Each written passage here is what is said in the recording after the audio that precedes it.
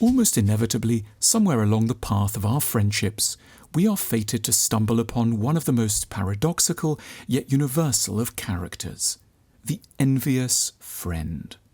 At one level, this person is kind, sympathises with us in our sorrows, and believes that they want the best for us. Yet, despite such salutary affections, we may not be able to overlook some more troubling dynamics shimmering beneath the surface. When we invite them for dinner, they repeatedly forget to say thank you. When we have a new partner, they don't appear overly pleased. When we get a new job, they don't ask us a single question about how it's going. The situation can be as wounding as it is uncharted. How are we going to cope? Can this be happening to us? A few ways forward suggest themselves. Firstly, we shouldn't ever compound the matter by denying that it might exist, or wonder for too long whether we might be imagining things. We're not. Those silences, missing questions, and strange looks mean exactly what we suspect they mean. Of course, there is envy. We shouldn't expect any bond of friendship to be without at least one important degree of this ubiquitous feeling. And the reasons for this are self-evident. We tend to be friends with people who share our aspirations and values, and therefore it's highly likely that at some point along our journey together, either they will acquire something we very much want, or vice versa. It might be a partner, a profession, a qualification, or a home, but it will be something for sure.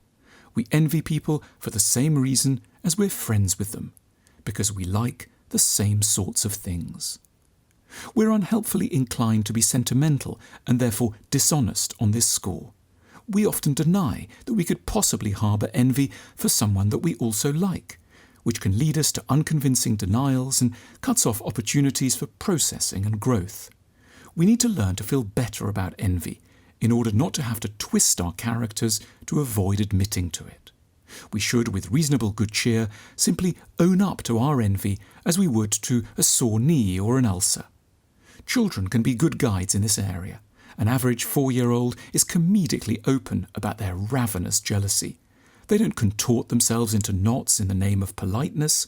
They wail immediately when their friend gets a better fire truck, or try to hit them over the head or gouge out their eyes. Parents tend to be so shocked by this, they force the child into fruitless denials.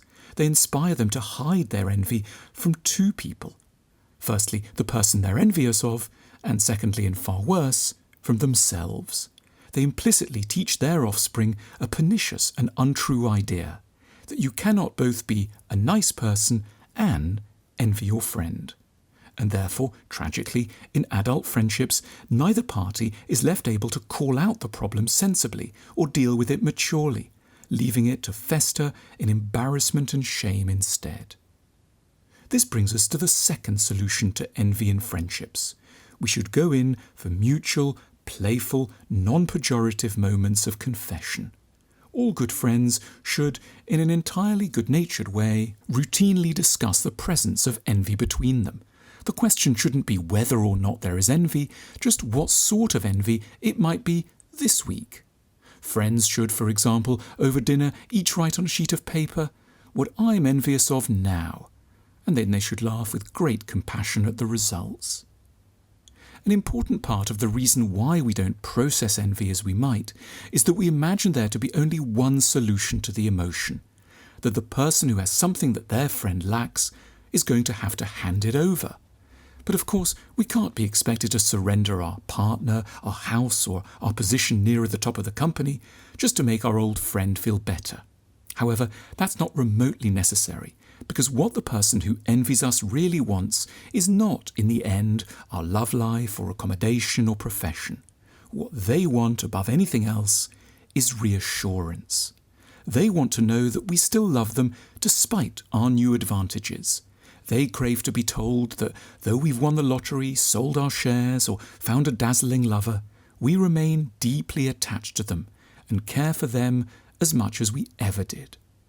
Unfortunately, owning up to our true longing and hearing it appeased is devilishly hard for a sequence of reason that we're now in a position to appreciate, because the envious person can't admit to what they're feeling, because there aren't generally any good occasions on which confessions can be made, and because we aren't collectively schooled in the art of offering reassurance to others in the wake of our successes. In a better world, we would take greater care. As a matter of course, every time something went well for us, we would be sure to add in ample reassurance that despite our new status, we will continue to love and cherish our friends as we always have. We should stop worrying that there might be seams of envy entangled in our friendships, and we should focus instead on a far more important goal, learning to handle envy with kindness, honesty, intelligence, and a fair bit of laughter too.